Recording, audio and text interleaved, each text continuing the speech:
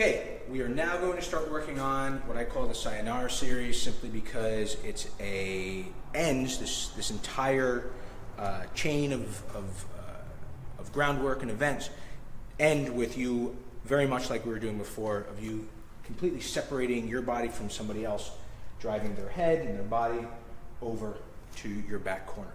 But it in itself is the end sequence of a complete chain, again, of moves and techniques.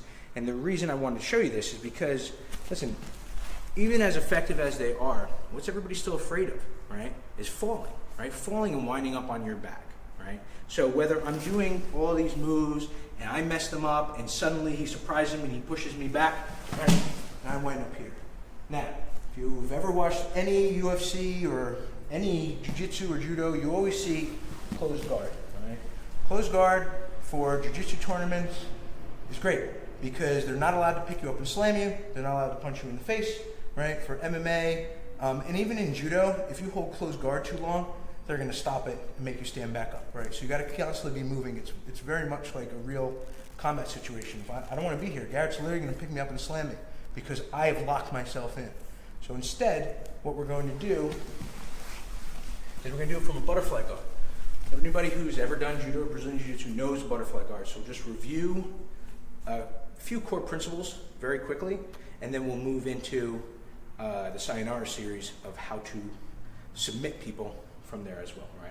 So you wound up here, right? You tried all this, he pushes back into you, you fall up and bounce, right? Instead of me having my legs around him, I now have my legs in between him, all right? They are hooking, you come over here, they're hooking, put this knee down, right?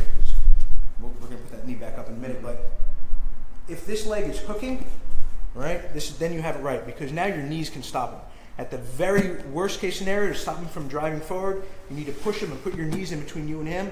Now you have a good solid frame, all right?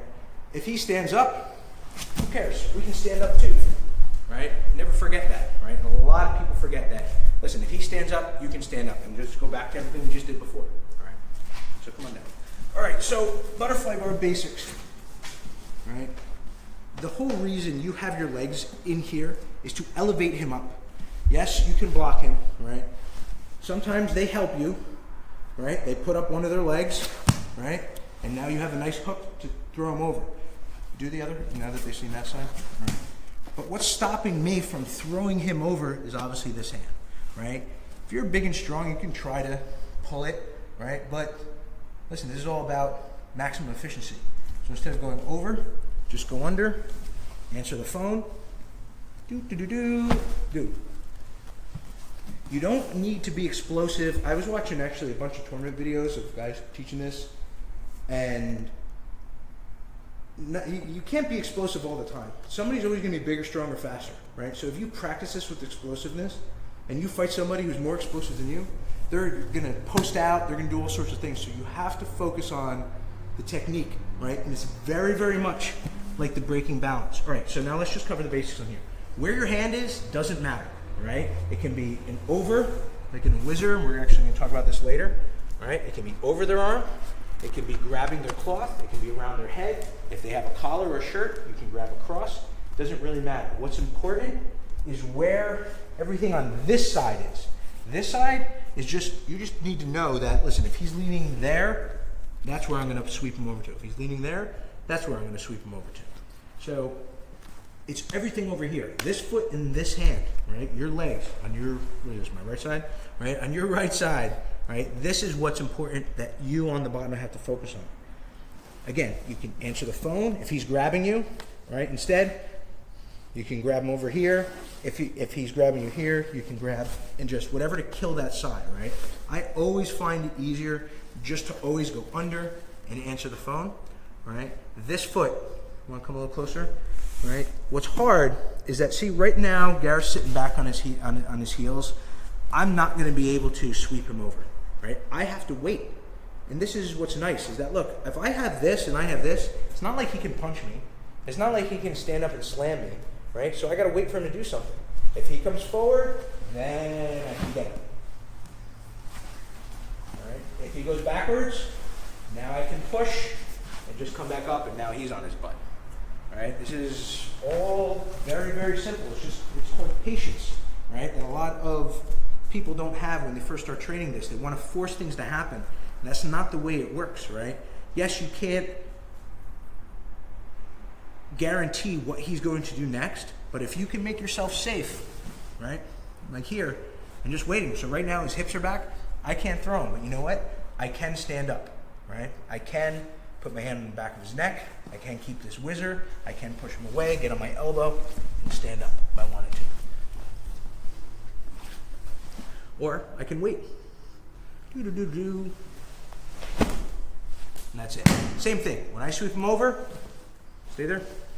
When I sweep him over, just like everything we did before, do not immediately come up or that knee is going to hit you in the face or get in between your body. You need to push, get to your knees, and then pull yourself into him, right? Because he's going to want to turn back into you immediately. If you have done everything, again, doesn't matter, right? I want to sweep him here, right? This foot, if I need a little bit of extra leverage and you're athletic, you can go underneath this foot. Can you see that? Yep. Yeah, I can go underneath and post on my toes. Drag him over, right into a mount position, right?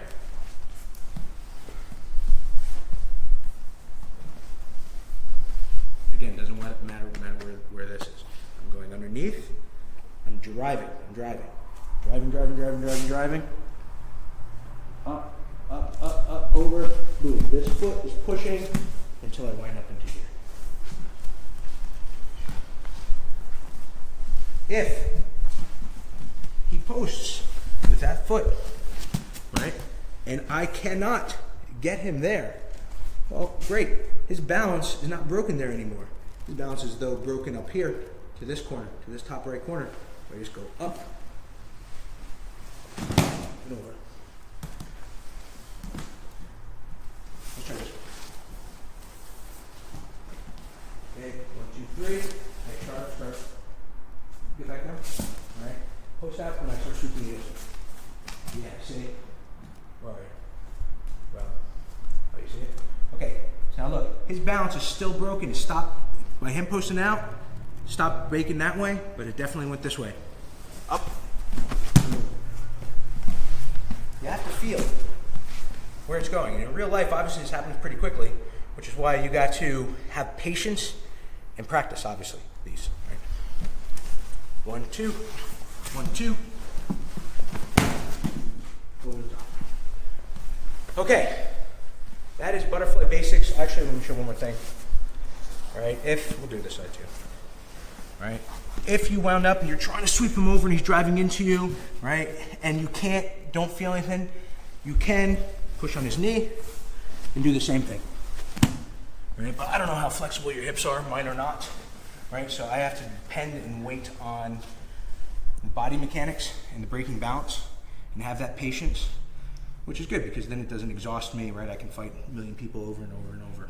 So, all right, so patience, that's the key to this. Okay.